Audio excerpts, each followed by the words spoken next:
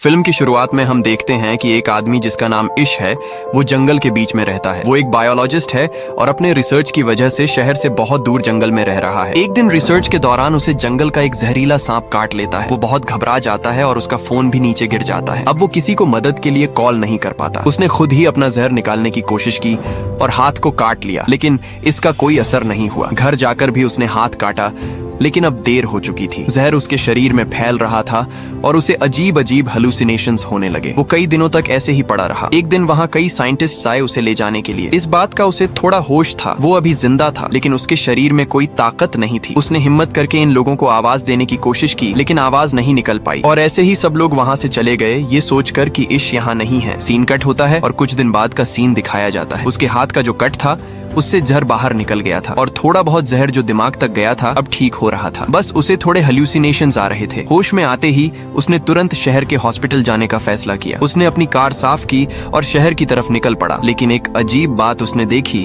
कि सड़कों पर कोई कार नहीं थी। और जब वो शहर पहुंचा तो वहाँ कोई हलचल नहीं थी। उसे एक भी जिंदा इंसान दिखाई नहीं दिया। सारी बिल्डिंग्स खाली पड़ी थी। ये देखकर वो घबरा गया। यहाँ एक पैंडेमिक फैल चुका था। ये पैंडेमिक इतना खतरनाक था कि कुछ ही दिनों में पूरी पॉपुलेशन को खत्म कर दिया। इश बायोलॉजिस्ट था। उसने समझा कि वो कई दिनों तक पॉपुलेशन से दूर रहा, इसीलिए ये बीमारी उस पर अटैक नहीं कर पाई और वो बच गया। अब तो पॉपुलेशन ही खत्म हो चुकी थी, मतलब यहाँ कोई गवर्नमेंट नहीं थी और किसी चीज का कोई मालिक भी नहीं था। इश को तुरंत अपने पेरेंट्स का ख्याल आया। कार चलाते हुए जब वो घर पहुंचा तो देखा कि उसके पेरेंट्स कई दिनों से मरे पड़े थे और उनके बॉडीज की हालत भी बहुत बुरी हो चुकी थी। लेकिन फिर उसने हिम्मत की और घर के बाहर कब्र खोदकर उन्हें दफना दिया। इसके बाद भी उसने पूरा शहर देख डाला, कोई और सर्वाइवर जिंदा नहीं था। ये सोचकर उसने दूसरे शहर जाने का फैसला किया। उसने लास वेगस जाने का प्लान बनाया। कुछ जरूरी सामान और एक गन लेकर वो निकल पड़ा, लेकिन जो ब्रिज लास वेगस जाता था वो भी सील्ड था। वो बहुत गुस्से में आया और लंबा रास्ता लिया। जैसे ही वो लास वेगस पहुंचा देखा कि यहाँ भी सब लोग मर चुके थे। मॉल्स, बड़े होटल्स, कैसीनो सब खाली पड़े थे। थककर वो एक होटल में चला गया। उसने वहाँ रात बिताई और महंगी चीजों का मजा लिया, क्योंकि अब सब चीजें उसके लिए फ्री थी। उसे उम्मीद ही नहीं थी कि अब कोई मिलेगा, लेकिन अगली रात उसे दो लोग मिले। ये दोनों भी बीमारी से बच गए थे। लड़की ने अपनी दुख भरी कहानी सुनाई कि उसने अपने परिवार को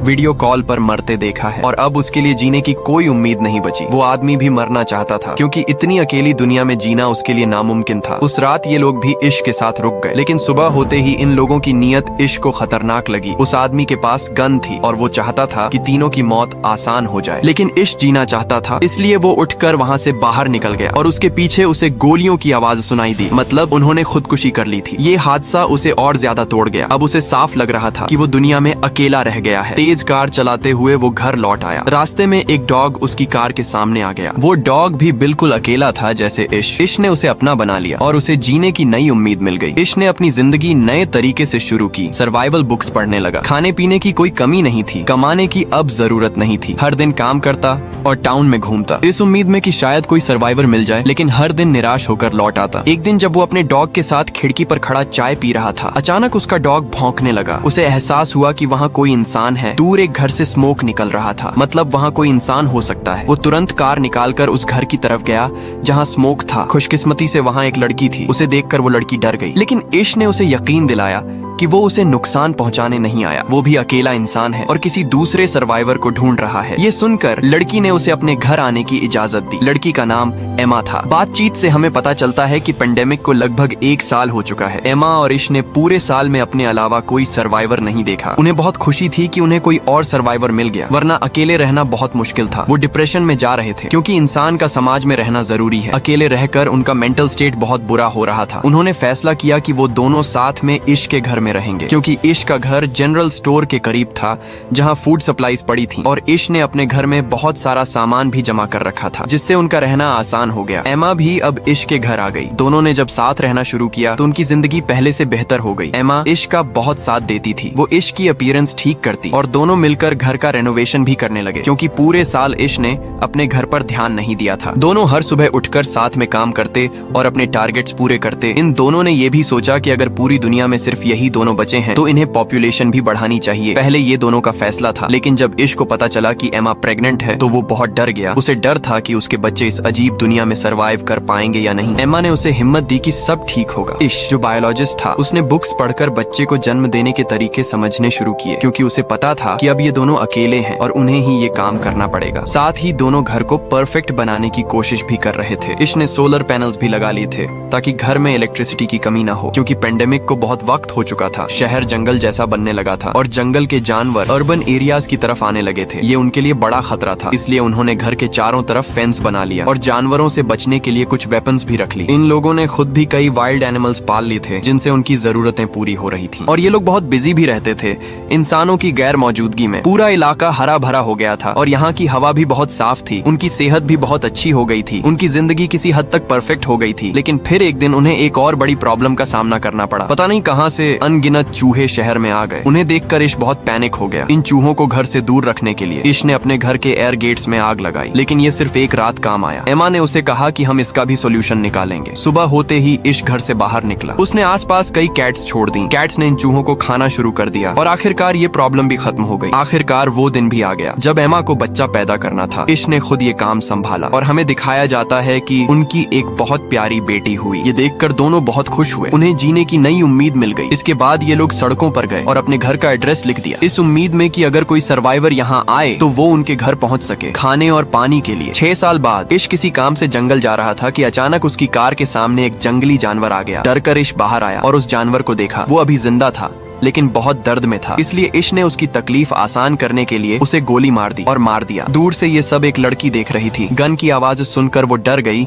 और भागकर जंगल में चली गई। इश ने भी उसे भागते हुए देखा और तुरंत उसके पीछे दौड़ा ताकि उसे पकड़ सके। इस लड़की को लगा कि इश उसे नुकसान पहुंचाएगा, लेकिन इश वैसा नहीं था। वो खुद भी सर्वाइवर्स की तलाश कर रहा था। जब उसने इस भूखी लड़की को एप्पल खाने के लिए दिया तो लड़की को समझ आया कि इश बुरा इंसान नहीं है। इश उसे अपने घर ले जाना चाहता था, लेकिन वो लड़की कार में उसके साथ नहीं बैठी बल्कि पीछे वाले ट्रंक में बैठ गई। घर लौटकर देखा गया कि लड़की ट्रंक से बाहर आने के लिए तैयार ही नहीं थी। घर में हमने देखा कि इतने सालों में इश और एमा के 2 बच्चे हो चुके थे और अब उनका तीसरा बच्चा होने वाला था। उन्होंने टाउन में हर जगह अपना एड्रेस लिखा हुआ था और उसी एड्रेस को देखकर 2 और सर्वाइवर्स उनके पास रहने आ गए थे, जिनका नाम था जॉर्ज और मरीना। और अब 1 साल से ये दोनों इश और एमा के साथ रह रहे थे, क्योंकि यहाँ किसी चीज की कमी नहीं थी। खैर, अब इश जंगल से लड़की को भी ले आया था, लेकिन वो लड़की अभी तक ट्रक से नहीं निकली थी। उसने पूरी रात ट्रक में ही गुजारी। सुबह मरीना उसे खाना देने आई तो लड़की डर गई और खाना फेंक दिया। फिर मरीना ने उसे समझाया और अपनी कहानी सुनाई। उसने बताया कि वो और जॉर्ज कई महीनों से इस अकेली दुनिया में भटक रहे थे। फिर उन्हें इश और एमा का एड्रेस मिला और वो इनके साथ रहने लगे। उसने ये भी कहा कि ये दोनों बहुत अच्छे लोग हैं और यहाँ किसी चीज की कमी नहीं है। उसकी बातें सुनकर लड़की थोड़ा शांत हुई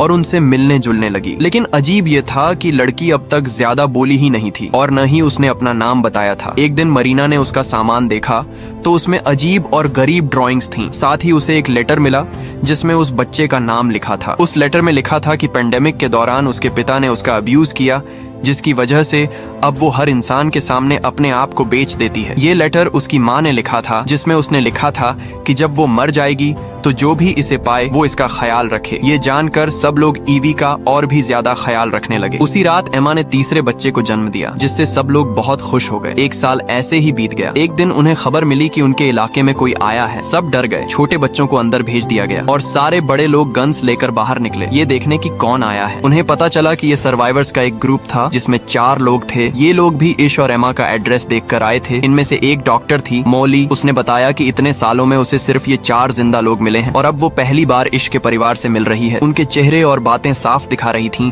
कि वो किसी को नुकसान नहीं पहुंचाएंगे, इसलिए इश और एमा ने भी उन्हें अपने परिवार में शामिल कर लिया। वैसे भी यहाँ किसी चीज की कमी नहीं थी। अब सब मिलकर एक बड़ा सोसाइटी बना सकते थे। इश ने इन नए लोगों को सर्वाइवल के रूल्स समझाए कि हमेशा अपने वेपन साथ रखना है, क्योंकि अब ये दुनिया जंगल जैसी हो गई है। कभी भी जंगली जानवर सामने आ सकते हैं। जब भी सप्लाईज लेने बाहर जाना हो तो हमेशा ग्रुप में जाना होगा, वरना कोई भी जंगली जानवर या और खतरा उन्हें नुकसान पहुंचा सकता है। ये सारे रूल्स बताने के बाद सब सप्लाईज लेने बाहर गए। मौली जो डॉक्टर थी वो मॉल और हॉस्पिटल से बहुत सारी सारी चीजें लेकर आई जो उनकी कम्युनिटी के काम आ सकती थी और जिनसे सबका इलाज हो सकता था।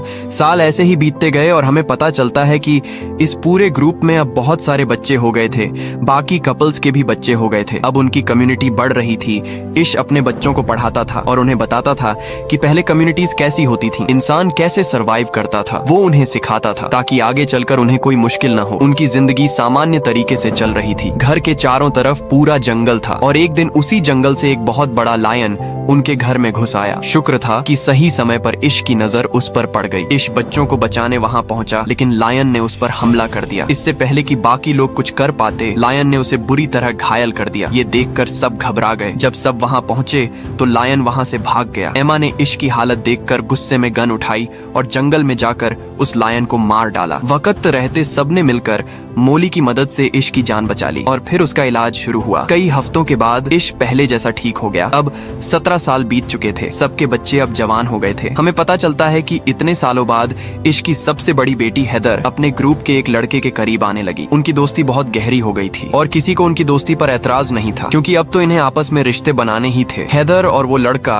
अब इस दुनिया को एक्सप्लोर करना चाहते थे और ये उम्मीद रखते थे कि शायद और सर्वाइवर्स मिल जाएं। इसलिए वो टाउन से बाहर जाना चाहते थे। किसी को भी इसमें ऐतराज नहीं था। सबने उन्हें गन्स और जरूरी चीजें दी और सफर पर भेज दिया। लेकिन उनके जाने के बाद एक और प्रॉब्लम खड़ी हो गई। उनके पास सारे रिसोर्सेज थे, लेकिन अब पानी की कमी सामने आने लगी। डैम पर जाकर उन्हें पता चला कि डैम का पानी खत्म हो रहा है और ये प्रॉब्लम उनके लिए जानलेवा साबित हो सकती थी। कुछ दिन बाद एक और सर्वाइवर्स का ग्रुप उनके इलाके में आया। उनके पास 2 ट्रक्स थे, लेकिन उनके पास पेट्रोल की कमी थी, जिसके लिए वो इश से मांगने आए थे। बदले में उन्होंने कहा कि हम तुम्हारी पानी की प्रॉब्लम सॉल्व कर सकते हैं, क्योंकि हमारे पास ड्रिल मशीन है और जमीन खोदकर अब भी पानी निकाला जा सकता है। इश को ये ऑफर बुरा नहीं लगा। उसने इन लोगों को अपनी कम्युनिटी में रख लिया, लेकिन सबको चेतावनी दी कि सावधान रहना, संभव है ये सर्वाइवर्स खतरनाक हों। फिर दिखाया जाता है कि अब ये लोग इश के घर में ड्रिलिंग कर रहे थे डील के हिसाब से। कई दिनों की मेहनत के बाद आखिरकार पानी निकल आया और सब बहुत खुश हुए। डील पूरी हो गई। इश के लोगों ने उन्हें ऑयल भी दे दिया और उस रात सबने मिलकर सेलिब्रेशन किया। सुबह होते ही इन लोगों को यहाँ से निकलना था, लेकिन इश ने देखा कि इस ग्रुप का लीडर चार्ली रात में चुपके से उनके एक कमरे से बाहर निकल रहा था और बाहर एक आदमी उसे देख रहा था। जब वो जाकर देखता है तो उसे पता चलता है कि उसने ईवी को टॉर्चर किया है। इश ने तुरंत अपनी पूरी कम्युनिटी को इसके बारे में बता दिया। ये सचमुच बहुत खतरनाक था। ईवी ने बताया कि चार्ली कह रहा था कि अब वो यहाँ से कहीं नहीं जाएगा, क्योंकि यहाँ बहुत सारे सप्लाईज हैं और उसके पास बहुत सारे गन्स भी हैं। ये सुनकर सब डर गए और इश को लगा कि अब उसे चार्ली को मार देना चाहिए। अगर वो चार्ली को नहीं मारेगा तो चार्ली पूरी कम्युनिटी को खत्म कर देगा, जिसे इतने सालों बाद बनाया गया है। सब चार्ली को मारने का इंतजार कर रहे थे, लेकिन कुछ लोगों ने कहा कि इस दुनिया में वैसे ही बहुत कम लोग बचे हैं। अगर हम चार्ली को मार देंगे तो पॉपुलेशन और भी कम हो जाएगी। तब इश ने कहा कि अगर हमने चार्ली को नहीं मारा तो हम सब भी मर जाएंगे। फिर सबने एक प्लान बनाया और बाहर जाकर चार्ली को चारों तरफ से घेर लिया। चार्ली कुछ कह पाता उससे पहले इश ने हथौड़े से उसकी जान ले ली और उसे दफना दिया। ये सब करने के बाद इश को बहुत बुरा लग रहा था। उसने पहली बार अपनी सर्वाइवल के लिए किसी को मारा था। वो जानता था कि ये गलत नहीं है। उसने ये सब अपनी कम्युनिटी को बचाने के लिए किया। फिर भी उसका मन दुखी था। सुबह होते ही इश और सबने चार्ली की ग्रुप को बताया कि उन्होंने उनके लीडर चार्ली को मार दिया है, क्योंकि उसने उनकी कम्युनिटी की एक लड़की को टॉर्चर किया था। चार्ली की मौत सुनकर उसका पूरा ग्रुप दुखी नहीं हुआ, बल्कि कुछ लोगों ने कहा कि चार्ली ने लीडर बनकर बहुत फायदा उठाया था। वो अपनी ग्रुप की लड़कियों को भी टॉर्चर करता था, इसलिए सब चार्ली की मौत से खुश थे, सिवाय उसके दोस्त के, जिसने बहुत गुस्से में चिल्लाकर विरोध किया। इश ने अब चार्ली के पूरे ग्रुप से कहा कि हमें किसी से दुश्मनी नहीं है, तुम सब यहाँ शांति से रह सकते हो, लेकिन ये लड़का नहीं, क्योंकि इसमें भी मुझे चार्ली जैसी ही गंध आ रही है। ये हमारे लिए खतरा बन सकता है। बाकियों की राय भी यही थी। सज्जा के तौर पर उन्होंने चार्ली के दोस्त को अपनी कम्युनिटी से बाहर निकाल दिया। शुरू में वो लड़का भाग निकला, लेकिन बाद में समझ गया कि वो अकेला बाहर सरवाइव नहीं कर पाएगा, इसलिए वो वापस आया। लेकिन इश ने अपनी कम्युनिटी की सिक्योरिटी के लिए